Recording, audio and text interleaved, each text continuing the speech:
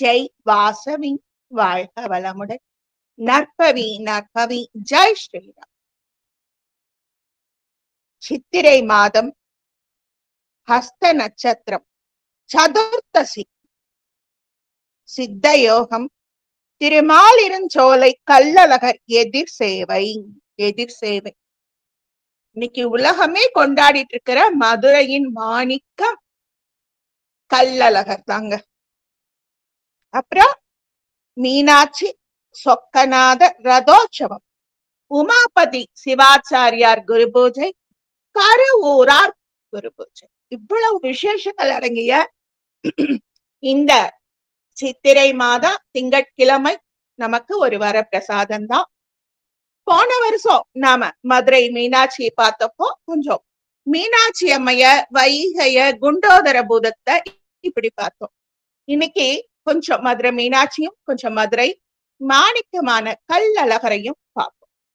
நாமெல்லாம் கொஞ்சம் புண்ணியம் பண்ணிருக்கிறதுனால்தான் இந்த பாரத பூமியில பிறந்திருக்கோம். அதுரையிலையும் உலகமெல்லாம் சொல்லிட்டு இருக்காங்க, பெண்களுக்கு சம உரிமை கொடுங்க, பெண்களுக்கு 33% கொடுங்க. 5000 வருஷத்துக்கு முன்னாடியே பார்வதி தேவியை மதுரையை ஆண்ட வரலாறு நம்முடையதாங்க. 5000 வருடத்துக்கு முன்னாடி இருந்து பாண்டிய பேரரசு இருக்குது அப்படின்னா சேரனும் சோழனும் இருந்தார்கள். பாண்டிய மண்ணிலே சிவபெருமானே பாதம் நோக 64 திருவிளையாடல்களை நடத்தி தந்தார். நம்முடைய தமிழ்நாட்டு கலாச்சாரம் உலகமெங்கும் பரவி கிடந்தது. சமீபத்துல எகிப்துல ஒரு கத்தி கிடைச்சு, அந்த கத்தியில தமிழ்நாட்டை சேர்ந்த பாண்ட் அப்படிங்கிற மன்னன் ஆளும் மதுரையில் இருந்து வரவழைக்கப்பட்டது அப்படின்னு அந்த தொல்பொருள் ஆராய்ச்சியாளர் அதை படிச்சு பார்த்திருக்கார். எவ்வளவு தொன்மை நம்மை பாண்டிய நாடு, எவ்வளவு மேன்மை நம்முடைய மதுரை மீனாட்சி. பாண்டிய குல பேரரசி, உலகத்தின் முதல் பெண்ணரசி, மதுரையை ஆளும் மங்கையர் அரசி, மக்கள் உள்ளமெல்லாம் கொழுவிருக்கும் மனோன்மணி. எம்பெருமாட்டி திரு ஆலவாயுடைய அங்கையர் கண்ணி, தடாதகை தேவி பராக் பராக் பராக். இது மதுரை அம்பதிக்கு உரிய பராக். அண்டம் முழுதாளும் அண்ணலே பாண்டிய நாடாளும் பேரரசன், மதுரைப்பதி எழுந்தருளிய மகேசன். ஆமா, அவர் கைலாசத்தை விட்டு மாமனார் வீட்டுக்கு எழுந்தருளினார். அதனால அவர் ராஜா கிடையாது, சொக்கநாதர். மதுரையில ஆள்றவ மீனாட்சி தான். முச்சங்கம் கண்ட கூடல் மாநகரின் முதல் சங்க தலைவன், அடியார்க்கு எளிய அமுதன், சோமசுந்தர சொக்கநாத பாண்டிய மன்னன் வருகிறார். பராக் பராக் பராக். இது சொக்கநாதருக்கான பராக். நிறைய விஷயங்களை நாம நழுவ விட்டுருக்கோம் போன இது பார்க்கும் பொழுது. இன்னைக்கு நாம பார்க்கும் பொழுது நிறைய விஷயங்களை தெரிஞ்சுக்க முடிஞ்சது. இன்னமும் புதையல் மாதிரி, சுரங்கம் மாதிரி நாம தெரிஞ்சுக்க வேண்டியது இருக்கு. மதுரையில கொடிமரங்கள் மட்டுமே கோவில்ல இருக்குதாம். மீனாட்சி அம்மனுக்கு கல்யாணம் நேத்து நடந்தது. பொதுவா ஒரு தெய்வத்துக்கு கல்யாணம் நடந்தா திருப்பதி இந்த மாதிரி இடத்துல பொட்டு தாலிம்பாங்க, 2 தாலி கட்டுவாங்க. எங்க ஆரிய வைசிய சமாஜத்திலயும் 2 பொட்டு தாலி கட்டுவாங்க. மதுரை மீனாட்சிக்கும் பிரியாவிடைக்கும் மொத்தம் 5 தாலியாம். இதுவே ஒரு அழகுதான். மீனாட்சிக்கு ஒரு தாலி, பிரியாவிடைக்கும் ஒரு தாலி. மித்த 3 தாலி எங்கிருந்து வருது? லாவா ரங்க சத்ரா அப்படிங்கிறவர், அழகர் சாமி நாயுடு அப்படிங்கிறவர், சௌராஷ்டிரா சபை, இவங்க 3 பேரும் ஆளுக்கு ஒரு திருமாங்கல்யத்தை அழகான சின்ன பல்லாக்குல வச்சு எடுத்துட்டு வர்றாங்க. இதையெல்லாம் யார் இப்படி நேர்மைப்படுத்தினது? நம்முடைய திருமலை நாயக்கர் தாங்க. இதுக்கு முன்னாடி நம்ம தமிழ் பாட்டெல்லாம் வர்ற அப்படி மாசி மாசம் கல்யாணங்கிற மாதிரி மதுரை ஆளும் மீனாட்சி கல்யாணமும் மாசி மாதம் தான் நடந்திருக்கு. மாசி மாதம் கல்யாணம், சித்திரை மாதம் கள்ளழகர். 2 உற்சவத்தையும் ஜனங்க பார்க்க வர முடியல. அதனால யோசிச்சார் திருமலை நாயக்க மன்னர். 2யும் ஒன்னா வச்சுட்டா எவ்வளவு அற்புதம். அவர் ஏற்பாடு பண்ணி தந்த வகையில தான் இன்னி வரைக்கும் மதுரை சொக்கனுக்கும் மீனாளுக்கும் எல்லாம் நடக்குது. இதுல நல்ல உள்ளம் கொண்ட பெரியவங்க, நம்ம முன்னோருங்க நிறைய பேரு நிபந்தங்கள் கொடுத்து உள்ளார்கள். எப்படி? தஞ்சையில நிபந்தம் கொடுத்தவங்களை கல்வெட்டுல தஞ்சை பெருவுடையார் கோவில்ல சிவபாத சேகரனான ராஜராஜ சோழன் பொறிச்சு வச்சாரோ அது மாதிரி நிறைய விஷயங்களை நாம மறந்து போயிட்டோம். இனி அவங்கவங்க கொஞ்சம் மீட்டெடுக்கணும். நம்முடைய அமுதவள்ளி அம்மாவோட குடும்பத்துக்கு நாம் அனைவரும் ஒரு வாழ்த்து போடணும். இது அமுதவள்ளி அம்மா சம்மதத்தோட தான் இங்க பகிர்றேன். அவங்களுடைய மாமனார் காலத்துக்கும் முன்னாடி காலம் 3 தலைமுறையா சொக்க லிங்கம் அப்படிங்கிற அறக்கட்டளை மூலமாக கொஞ்சம் நிலங்களை நிபந்தமாக மதுரை மீனாளுக்கு எழுதி வச்சு அந்த நிலங்கள்ல இருந்து வர்ற வருமானத்தை வச்சு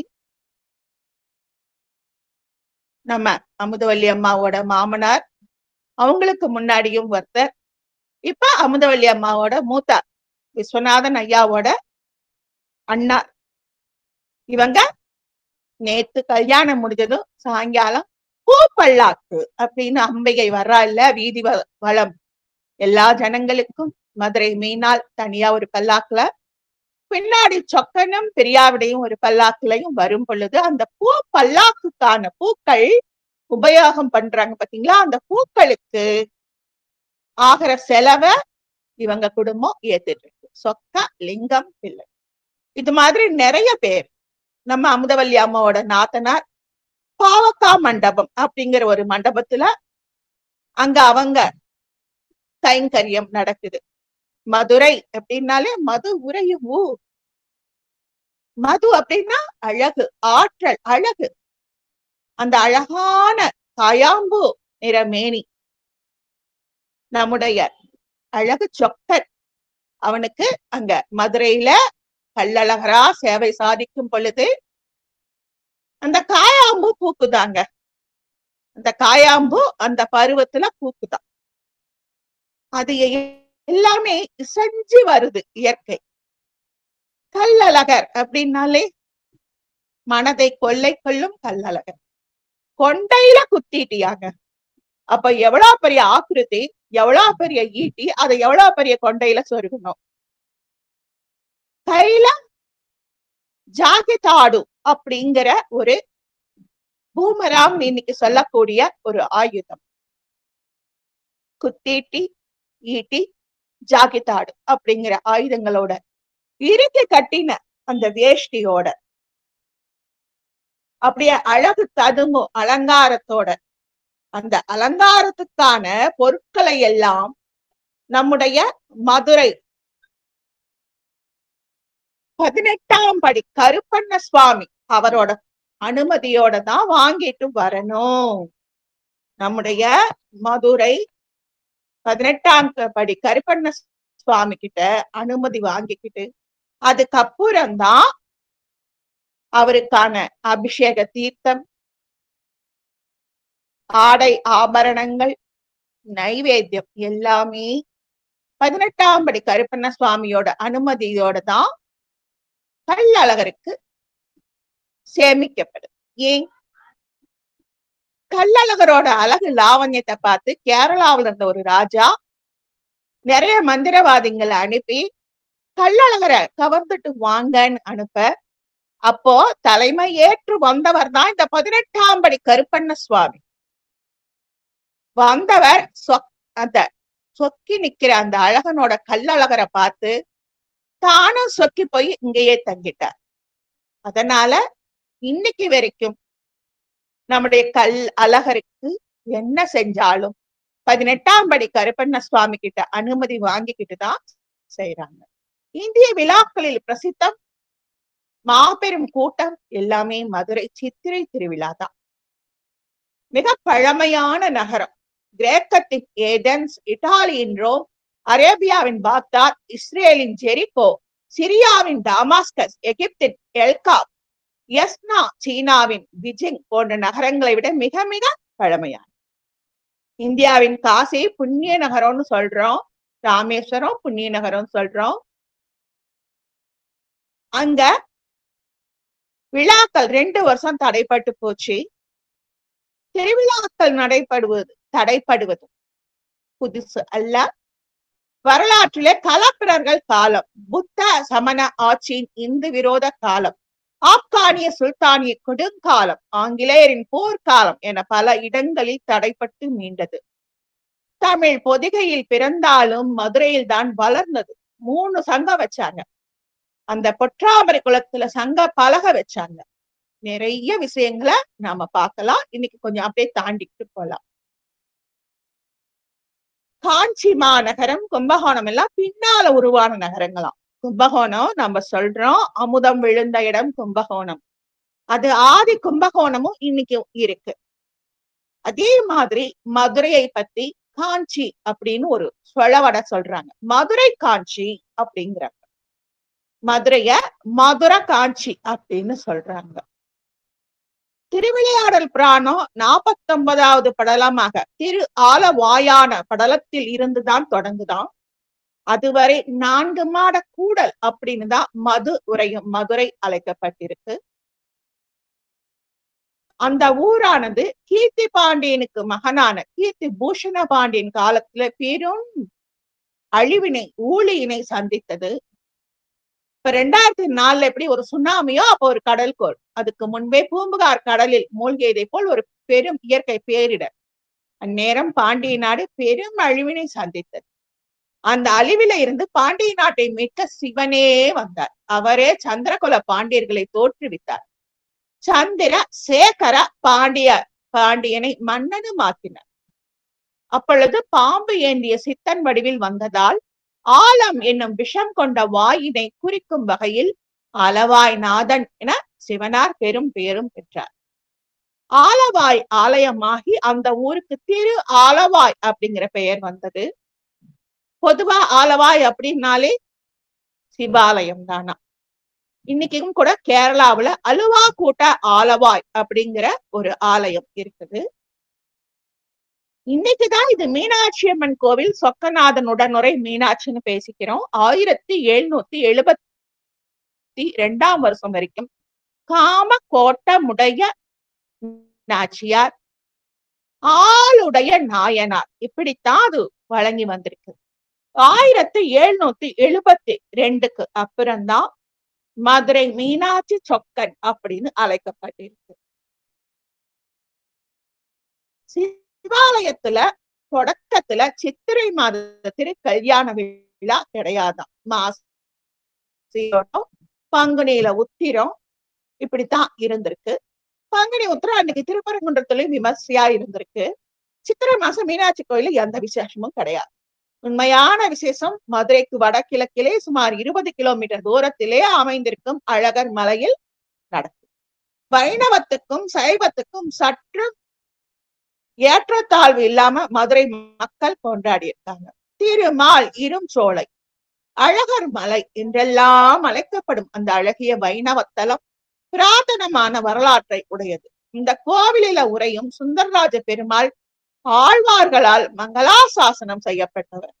சுந்தர தோளுடையான் அப்படின்னு ஆண்டாள் நாச்சியார் இவரை கூப்பிடுறாங்க. பரிபாடலில் இந்த அழகர் மலை பற்றிய குறிப்பும் இருக்காம். சிலப்பதிகாரத்தில் காடு கான் காதையில் உண்டு திருமால் குன்ற வழியை அப்படிங்கிற வரி அதனை சொல்லுது. அங்க ஒரு சின்ன ஆறு ஓடிட்டு இருக்கு, அதுக்கு பேர் சிலம்பார். அங்க ஊரை சுத்தியில கிராம மக்களுக்கு எல்லாம் அழகர் தான் இன்னைக்கும் குலதெய்வம். அவங்கதான் கல்லழகர்னு பேர் வச்சாங்க. கிராம தேவதையான கருப்பண்ண சுவாமி 18ஆம் படி கருப்பர். பூஜை அவருக்கு தான். அந்த உற்சவ மூர்த்தியான சுந்தரராஜ பெருமாள் அபரஞ்சி என்னும் 1008 மாற்று பொன்னால் செய்யப்பட்டவர். இன்னைக்கு நாம பத்தரை மாத்து தங்கம்னு சொல்றோமே, அதுலதான் நம்ம கல் அழகரை வடிச்சிருக்காங்க. 10 பங்கு தங்கத்திற்கு அரையே அரை பங்கு செம்பு சேர்த்து செய்யப்பட்ட விக்கிரகம் நம்முடைய கள்ளழகர். ஏன் செம்பு சேர்த்தாங்க? ஒரு உருவம் வரணும்னா கொஞ்சம் செம்பு சேர்க்கணும். இப்ப நம்ம வெள்ளி, தங்கம் இதுல எல்லாமே இன்னைக்கு என்ன சொல்றாங்க? கேடிஎம், அதாவது காப்பர். செம்பத்தான் அவ்வளவு நாகரிகமா கேடிஎம் அப்படின்னு சொல்றாங்க. அந்த செம்பு சேர்த்துதான் விக்கிரகம் வடிக்கப்பட்டது. அவர் பெயர்ல மட்டும் அழகர் கிடையாதாம், மலையில மட்டும் அழகர் கிடையாதாம், சிலையிலும் அழகர், கல்வடியும் காயாம்பு போன்ற கல்லழகர். அழகர் ஏன் ஆத்துல இறங்குறாரு? சிலம்பார். இந்த சிலம்பார் எப்படி வந்தது? இந்த ஒரு விஷயத்த அடியேன் பதிவு பண்ண விரும்புறேன். நேத்தும் சொன்னேன், இன்னைக்கும் லைட்டா அதை கொஞ்சம் பார்த்துட்டு போயிடலாம். தச அவதாரங்களும் நமக்காகத்தான் மகாவிஷ்ணு எடுத்தார். அதுல ரொம்ப பிரசித்தமான அவதாரங்கள் வராக சுவாமி, நரசிம்ம சுவாமி, இப்படிதான் சொல்லுவாங்க. ஏன்னா ரெண்டுமே அச்சாவதாரம், ரெண்டுமே தாயின் கருவறை போகல. பார்த்தா இப்போ வாமன அவதாரத்துக்கு இன்னும் சிறப்பு கூட்டிட்டு போகுதுங்க இந்த மதுரை திருவிழா காரணமாக. பலி சக்கரவர்த்தி அஸ்வமேத யாகம் பண்றார். 108வது அஸ்வமேத யாகம்.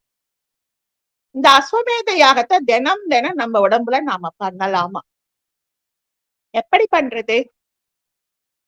மூலாதாரம், அதுல 3.5 சுத்துல கடக்கிற குண்டலினி, அதை உயிர்ப்பித்தால் சகசிராதாரம் வரை வரும். அந்த சகசிராதாரம் வரை வருகின்ற அந்த கமலத்து நீரானதை தலைகீழாக கவிழ்த்து அமிர்தம் மறுபடியும் இறங்குபடி தவமாக இறங்கி மூலாதாரத்துல போய் பட்டா தனஞ்சயன் வாயு வெடித்து, வித்துப்பைக்குள்ளார உறங்கும் தனஞ்சயன் வாயு வெடித்து இந்த தேகத்துக்கு பிறவிங்கிற ஒரு கடல்ல இருந்து காப்பாத்து. ஞானிகளும் சித்தர்களும் சமாதி நிலை அடைவது அப்படித்தானா? நம்ம உயிரானது போனப்புறம் இன்னைக்கு எல்லாருமே கொண்டு போய் மின்மயானத்துல வைக்கிறோம். ஆனா சித்தர்கள் அந்த காலத்துல சமாதி நிலை தான் அடைந்தார்கள். ஒவ்வொரு மானுட தேகத்துக்கும் 5 இடத்துல உயிர் இருக்குன்னு அடியேன் அடிக்கடி சொல்றாப்பை. சித்தர்கள் அதை உணர்ந்திருக்கிறாங்க. வள்ளலார் பெருமானும் நம்முடைய தேகத்தை உயிரூட்டுவதை, எரியூட்டுவதை எதிர்க்கிறார். அது கொலைக்கு சமானம்னு சொல்றார். ஏன்னா 3 நாள் இந்த உயிர்ல, இந்த உடம்புல தனஞ்சயன் வாயு தங்கி இருக்குமா. 3வது நாள் ஆனதும் உடம்பு பறிக்க ஆரம்பிச்சு தனஞ்சயன் வாயு வெடித்து அதுக்கப்புறம் தான் இந்த உடம்பானது அழிவு நிலையாகுமா. அதனால இந்த உடம்ப எரிக்காதீங்க, அப்படியே கொண்டு போய் புதைச்சிடுங்க. அப்படி புதைக்கப்படும் பொழுது அந்த மூலாதாரத்தில் உள்ள தனஞ்சயன் வாயு வெடித்து ஏறுபடி தவமாக உச்சி சிரசுக்கு ஏறி கபால வழி திறந்து அது வழியாக ஆன்மா வெளியேறும். அப்போ எலும்பு இருக்கு பாத்தீங்களா, அது வழியாக ஊடுருவிது அந்த தனஞ்சயன் வாயு செல்லும் பொழுது அந்த எலும்புகளுக்குள்ள நாம பண்ணின புண்ணிய கர்மாவை எல்லாம் ஊட்டிக்கிட்டே போகுமா. நாம பண்ணுன புண்ணிய கர்மாவை தனஞ்சயன் வாயு மூலாதாரம், சுவாதிஷ்டானம், மணிபூரகம், அநாகதம், விஷுத்தம், ஆக்ஞா, சிந்தாமணிஸ்தவம், சகசிராதாரம் அப்படிங்கிற அந்த கபால மோட்சத்தை எடுத்துக்கொண்டு போகும் பொழுது எலும்புகளுக்குள்ளே புண்ணிய கர்மாக்கள் நாம செஞ்சோம் பாத்தீங்களா, இந்த ஜென்மாவில அதையெல்லாம் ஊட்டிக்கிட்டே போகும். அந்த எலும்பானது அங்கே கிடக்குது, மறுபிறவி எடுக்கும் எலும்புகள். நாம கொண்டு போய் காசியில புண்ணிய தீர்த்தங்கள்ல கரைக்கிறோம் இல்லையா, அந்த எலும்பானது மறுபிறவி எடுக்கும். இந்த தேகத்துக்கு மறுபிறவி இல்லாம இருக்கிற வரைக்கும் நல்லதுங்கிறோம். மறுபிறவி எடுக்கக்கூடியவர்கள் அந்த எலும்பின் வழியாக சென்ற அந்த புண்ணிய கர்மாக்களின் பலனையும் எடுத்துக்கிட்டே போறாங்களாம். அதைத்தான் நம்முடைய வாமன அவதாரம். அஸ்வமேத யாகம்னா என்ன? மகாபலி சக்கரவர்த்தினா நம்முடைய ஆணவம், கண்மம், மாயை அதை தன்னுடைய பாதத்தை கொண்டு பூமியில அழுத்தினாரு. அவர் அப்படி அழுத்தும் பொழுது அவருடைய பாதத்தில் இருந்த நூபுரம் சிலம்பு, அதுல பிரம்மா 36,000 கோடி வருடங்கள் தவம் பண்ணி மகாவிஷ்ணுவை இந்த வாமன அவதாரத்துல பார்க்கணும்னு எதிர்பார்த்தாராம். வாமன அவதாரம் எடுக்கும் பொழுது அவர் கணபதி அருள் வாங்கி அவதாரம் எடுத்திருக்காரு. அவரை 36,000 வருஷம் தவம் இருந்து பிரம்மா எதிர்பார்த்து காத்திருக்கிறார். அப்போ அவர் கமண்டல ஜலத்தை அந்த பெருமாளோட பாதத்துல ஊத்தும் பொழுது அவர் அணிந்த நூபுரம் சிலம்பு, அதுல இருந்து ஒரு மணி தவறி மதுரை அம்பதியில விழுந்திருக்கு. அதுதான் இன்னைக்கு நூப்புற கங்கை அப்படின்னு இருக்குதான்.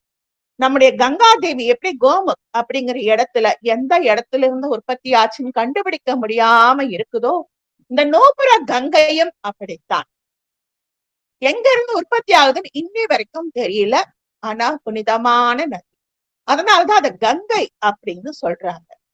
சிலம்பாற்றுல சதாபஸ் அல்லது சுதாபஸ் அப்படிங்கிற முனிவர் நீராடி கொண்டிருந்தார். துர்வாசரை கவனிக்கல. துர்வாசர் தவளையா மண்டுகமா போ அப்படின்ட்டார்.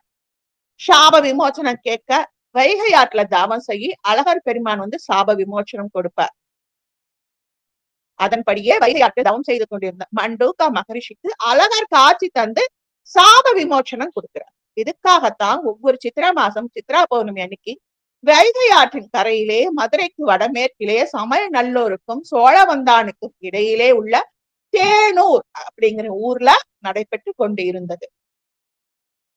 இதுக்காக மலையிலிருந்து அழகர் புறப்பட்டு அலங்காநல்லூர் வழியாக தேனூர் வருவாராம். அச்சமயம் எல்லா கிராமத்திலிருந்தும் பெரும் திரளான மக்கள் அழகரை சந்திக்க புறப்பட்டு வருவார்கள். எல்லாருமே மதுரை மீனாட்சி மாதிரியும் கள்ளழகர் மாதிரியும் வேடம் பூண்டு ஆட்டு தோல் பை அதை சுத்தம் பண்ணி பாடம் பண்ணி அந்த ஆட்டு தோல் பையில தண்ணி நிரப்பிட்டு வருவாங்களாம். அழகர் மேல அந்த தோல் பையில இருந்து தண்ணிய பீச்சி அடிப்பாங்களாம். அப்படி ஒரு கொண்டாட்டம். இங்க அழகரை கும்பிட வர்றாங்கன்னு போடல, அழகரை சந்திக்க வர்றாங்க. தன்னுள் ஒருவராய்த்தான் அழகரை அவங்க நேசிச்சிருக்காங்க. பார்த்தாரு நம்ம நாயக்க மன்னர். மாசி பங்குனியில அம்மனுக்கு விசேஷம், அழகருக்கு சித்திரையில விசேஷம். 13ஆம் நூற்றாண்டு வரை இருக்கு. இத மாத்தி அமைச்சு இதுக்கான ஏற்பாட்டை செஞ்சவர் மதுரையை ஆண்ட நாயக்க மன்னர். 12ஆம் நூற்றாண்டின் இறுதியிலே பாண்டிய மன்னன் ஜடாவர்மன் சுந்தர பாண்டியன் மிக பெரிதாக எழுந்தான். அவன்தான் பாண்டிய வம்சத்தின் கடைசி ஜோதி. ராஜராஜ சோழன் சாதனையை அவன் மிக எளிதாக சமன் செய்தான். சேர சோழ பாண்டிய நாட்டை அடக்கி ஈழம் தாய்லாந்து கடாரம் என வென்று இமயம் வரை கொடிநாட்டிய பெரும் அரசு அவனோடது. ஆதித்த கரிகாலன் மதுரைக்குள் புகுந்து சுந்தரபாண்டியன் தலையினை வெட்டியதற்கு பின் ராஜராஜ சோழன் பாண்டியரை முழுக்க அடக்கியதற்கும் அவனே பழி வாங்கினான். அப்பதான் திருச்சி பாண்டியரின் கட்டுப்பாட்டுல இருந்தது. சோழர்கள் கப்பம் கட்டிட்டு இருந்திருக்காங்க, தஞ்சையில கடந்திருக்காங்க. அவன் சுந்தர பாண்டியன் தலையை ஆதித்த கரிகாலன் வெட்டிட்டு அந்த மணி மகுடத்தையும் அந்த கட்டம் அந்த வாளையும் மறைச்சு வச்சாச்சு. அதுக்கப்புறம் நம்முடைய ராஜேந்திர சோழன் தான் அதை மீட்டு எடுத்தார், கண்டுபிடிச்சு எடுத்துட்டு வந்தார். ராஜராஜ சோழனும் ஆதித்த கரிகாலனும் அதை தேடுனாங்க, கிடைக்கல. ராஜராஜ சோழனோட மகன் ராஜேந்திர சோழன் கங்கை கொண்ட சோழபுரம் கோவிலை எழுப்பி கடாரத்துக்கு போய் கப்பல் வரை போயிட்டு வந்து இமயத்துக்கு போய் இமயவரம்பன் தலையில கங்கா ஜலத்தை கொண்டு வந்து கங்கை கொண்ட சோழபுரத்தை எழுப்பிய ராஜேந்திர சோழன் காலத்துலதான் மணிமகுடமும் வீரவாளும் கைப்பற்றப்பட்டது. அதுக்கப்புறம் ஒருத்தருக்கு ஒருத்தர் எல்லா நாட்டிலையும் நடக்கிறது தான். மாலிகாபூரை கூட்டிட்டு வந்து மதுரையை நாசம் பண்ணிட்டாங்க பாண்டியர்கள். அதுலயும் ஒரு பாண்டியன் எழும்பி மாலிகாபூரை விரட்டி அடித்தான். அப்படி பாண்டிய நாடு 5 துண்டுகளாய் வாரிசு சண்டையில சிதற டெல்லி துக்ளக் கோஷ்டிக்கு வசதியா போச்சு. திருச்சி அப்ப பாண்டியர் வசம் இருந்ததுனால துக்ளக் அங்க போறான். ரத்த சரித்திரமும் எக்காலமும் இந்துக்கள் மறக்க முடியாத கொடூர காலமான திரு அரங்க படுகொலையும் கொள்ளையும் அப்பதான் மாலிகாபூரால நடந்திருக்கு. இப்படி நிறைய விஷயங்களை அவங்க சொல்றாங்க. நாம திருமாலிரும் சோலையில அந்த சிலம்பார் நூப்புற கங்கைய பத்தியும் கொஞ்சம் பார்த்துக்கலாம். ராக்காச்சி அல்லது ராக்காயம்மன் வானர்குல அசுரர்கள் வழி வந்த பெண் தெய்வம். வானர்குலம்னா நம்முடைய ராஜராஜ சோழனோட தமக்கையார் குந்தவை தேவியை மணந்த வானர்குல வந்தியத்தேவன் குலம். வானாதிராயர்கள் அழகர் கோவிலை தலைமையிடமாக கொண்டு மதுரையை ஆண்டாங்க. அழகர் மலையில உள்ள தீர்த்தக்கரையில ராக்காய் அம்மனுக்கு கோவிலை எழுப்பினாங்க. இந்த ராக்காய் அம்மன் வழிபாடு எப்படி வந்தது? அசுர தொடர்புடைய வானர்களிடமிருந்து தொடங்குச்சாம். மகாபலி வானர்கள், அசுரர், அசுரகுல சத்திரியர் அப்படின்னு நிறைய புராணங்கள் சொல்லுது. அத்தகைய அசுரர்களை ராட்சதர் என்றும் அழைப்பர்.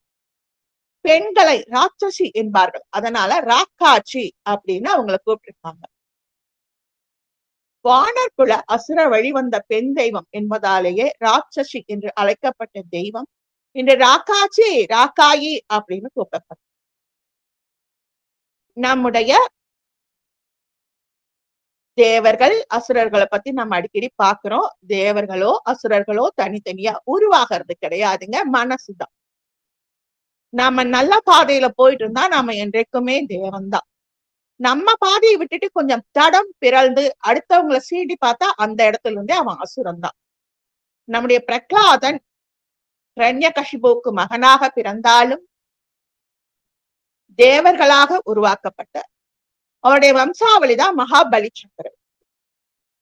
அந்த மகாபலியோட அஸ்வமேத யாகம் பூர்த்தியாச்சுன்னா இந்திரன் பதவிக்கு ஆபத்து வந்துரும் அப்படிங்கிறதுனால வாமனர் வந்தார்னு புராண கதைகள் சொல்லுது. நம்முடைய உடம்பானது ஒரு குதிரை மாதிரி சதா சர்வ காலம் இயங்கிக் கொண்டே இருக்குது. இதுக்கு பேர் தான் அஸ்வமேத யாகம். நம்முடைய வாமனர் கதையும் நம்முடைய உடம்புல வர்ற அந்த குண்டலினி சக்தி உயிர்ப்பித்தலும் நாம தினமும் ஏறுபடி தவமும் இறங்குபடி தவமும் செஞ்சுக்கிட்டே இருந்து நம்முடைய ஹிருதய தாமரையில ஆன்மாவுக்கு அபிஷேகத்தை நடத்திக்கிட்டே இருந்தா தினம் நாம அஸ்வமேத யாகம் செஞ்ச பலனை அடையலாமா. இந்த ராக்காச்சி அம்மன் கோவிலுக்கு காலடி கீழே இருந்துதான் நூபுர கங்கை வெளியில வருதான். நூபுர கங்கை தீர்த்தமானது கங்கை தீர்த்தம் மாதிரி எத்தனை வருஷம் ஆனாலும் கெடாது அப்படின்னு ஒரு நம்ம அமுதவள்ளி அம்மா சொன்னாங்க. 1000 வருடங்களாக நம்முடைய ராக்காச்சி அம்மன் கோவில் புகழ் பெற்று விளங்குது. அதுக்கு முன்னாடி அது கொஞ்சம் மறைமுகமாக இருந்திருக்கு. 5000 வருடமாக மதுரை அம்மதி திகழ்ந்தாலும் 1000 வருடமாகத்தான் ராக்காச்சி அம்மன் கோவில் கொஞ்சம் புகழ் பெற்று இருக்குதான். ஆனா 1000 வருடங்களுக்கு முன்னாடியே ராஜராஜ சோழனோட மச்சான் வந்தியத்தேவன் வானர்குலம் அப்படிங்கும் பொழுது இதுவும் தொன்மையிலும் தொன்மையான கோவிலாத்தான் இருந்திருக்கணும். இங்க பெருமான் பாதத்தில் அணிந்திருந்த சிலம்பு என்னும் நூபுரத்திலும் கங்கை தீர்த்தம் பட்டு பிரம்ம லோகத்தில் இருந்து பூ உலகிற்கு வந்து சேர்ந்து அன்று முதல் இன்றும் என்றும் ஸ்ரீமன் நாராயணனின் திருவடியில் இருந்து பெருகி வருகிற புண்ணிய நதிதான் நூபுர கங்கை. அந்த கங்கை தான் இங்க வரும் கங்கை. எல்லா தீர்த்தங்களை விட சிறப்பா விளங்குது இந்த நூபுர கங்கை. புண்ணிய தீர்த்தத்தில் ஒவ்வொரு ஆண்டும் ஐப்பசி மாதம் வளர்பிறை துவாதசி தினத்தன்று ஸ்ரீ சுந்தரராஜ பெருமாள் எழுந்தருளி தைல காப்பு திருமஞ்சனம் கண்டருளி பக்தர்களுக்கு எல்லா மங்களங்களையும் கொடுக்கிறார். நம்முடைய மதுரையின் மாணிக்கம் கள்ளழகர் வர்றாரு தங்கச்சிக்கு கல்யாணம். அப்படி வரும் பொழுது மத்தியில வைகை பெருகி வர குண்டோதர பூதம் கதை நாம ஏற்கனவே படிச்சிருக்கோம். மீனாட்சிக்கும் சொக்கனுக்கும் கல்யாணம் ஆகுது. இமயமலையிலிருந்து எல்லாரும் இறங்கி வந்திருக்காங்க. உலகம் திரண்டு இருக்குது.